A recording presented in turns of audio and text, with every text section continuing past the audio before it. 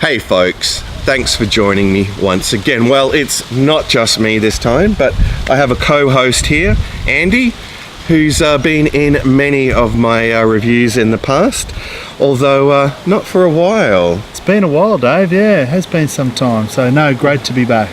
That's good, and today we're going to be having a look at this brew here. That should be quite familiar to most of you in Australia. Great Northern Brewing Co.'s Super Crisp Lager, which comes in at 3.5% alcohol by volume. Now, it says on the can that the Great Northern Brewing Co. was established in Cairns in 1927, blah, blah, blah, blah, blah. But this is actually brewed by Carlton and United Breweries in Yatala. Now, we know that Carlton and United Breweries are now owned by the world's biggest brewer, AB InBev. So it's a mass-produced, mid-strength lager to be consumed by Australians. It is one standard drink as well, which is good for those that are trying to keep track of how many beers they've had. When exactly. They have to drink and get drive. Get behind the wheel. Yep. Yeah. All right. Well, I must say another interesting thing about this is the artwork.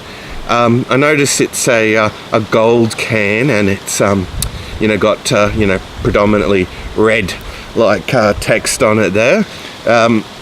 Very similar to 4X Gold, Very similar, yeah. Yeah. And I guess with the fishing and outdoor theme with the marlin. Yeah. Can too.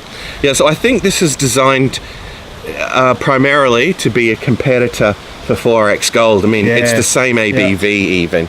Yep. All right, but enough babbling about this brew. It's time that we crack this open, and we'll pour it out into these nicely chilled steins here.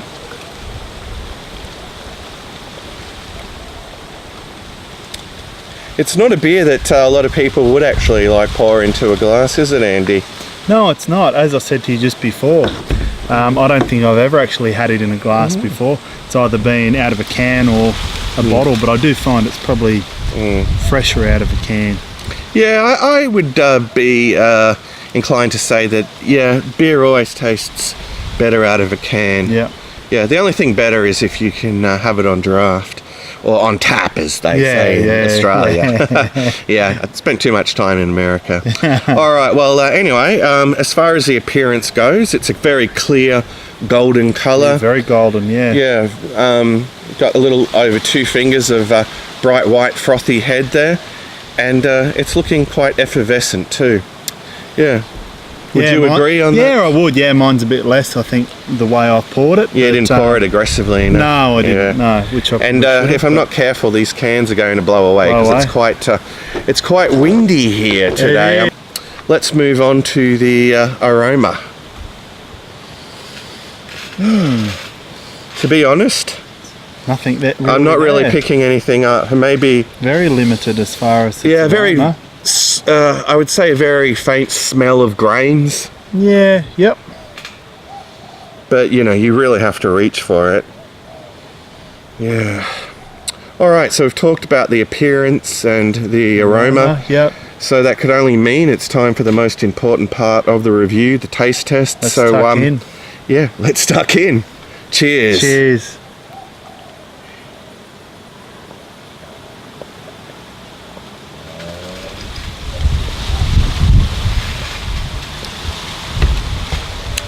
All right, well, up front, I'm definitely getting some sweet grains there.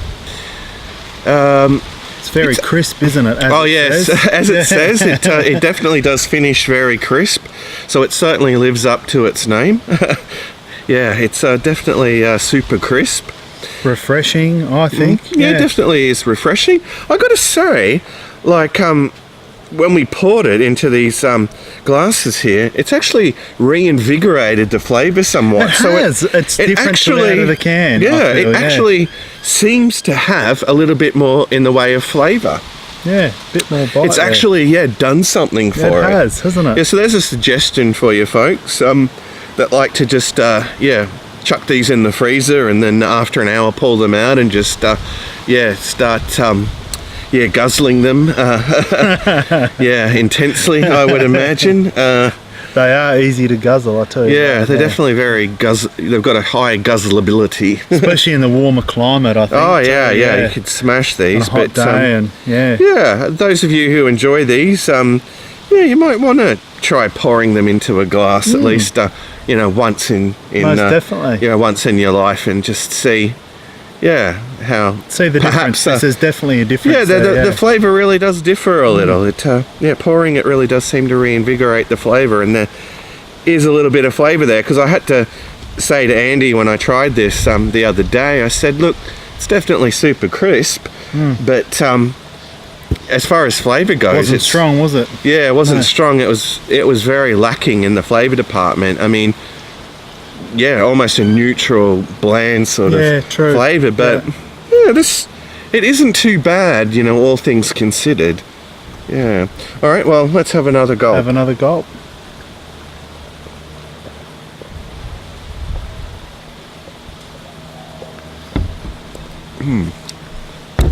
Well, it's definitely holding that taste profile. As far as the body goes, I'd say it's between light and medium. And in terms of its drinkability, well, it's very drinkable. Yeah. And certainly, as we said, something I'm that glad you could session. That. I'm glad you think that, because I don't mind this myself, actually. Get home from work, hot day, hot afternoon, and it is quite refreshing. But out of the can anyhow, and out of the glass, out of the stein, very invigorated with that flavour. So, Yeah. Not bad at all. But, there's a lot of better options out there. For me, I don't think it's something I'd go out of my way for. If it's around, I'd drink it. If that's all that there was on offer. Certainly, better than 4X Gold. Yeah, definitely. Yeah, for sure. Well, I guess another thing that I talk about sometimes, although for a while did refrain from talking about, is the price point. But you could probably tell us about this. How much would a carton of these go for? Generally around the $40 mark. That's probably around the 40, 42. 42. Sometimes it's on special, maybe at 39, but can be as high as maybe 45. So good grief! That though is for a 30-pack of can. Yeah. Well, it's certainly a beer that has, proven popular here in recent times. Very popular. I find, it's advertised quite heavily, here in Queensland at least. Yeah. I still have visions, and if Jez is watching this, he'll have a bit of a chuckle. There's all for years they've had this outside the Yatala brewery. They've had this massive billboard for this beer. They have, haven't they? Oh, there go the beers. There goes the empty can. Yeah, the empty cans just blew off the table. That'll tell you how windy it is here, folks. Yeah, so, and a little helper here. Oh, they just blew off again. They just, blew straight off the table. Thanks, again. helper. Thanks, helper. Yeah, he'll be ready to join us with reviewing beers in about, how long? About another 11 years? Yeah, something like that. Yeah. All right.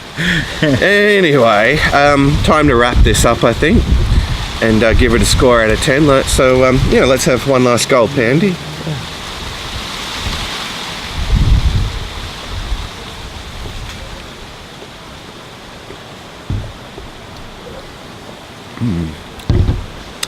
Okay, well, all in all, for what it is, it's not too bad. You definitely have to rate things by their style. You can't compare this to, say, the last beer that I reviewed, the Lindeman's Creek. It's a completely different sort of a beer, though. Although strangely, it was also 3.5% ABV. Right?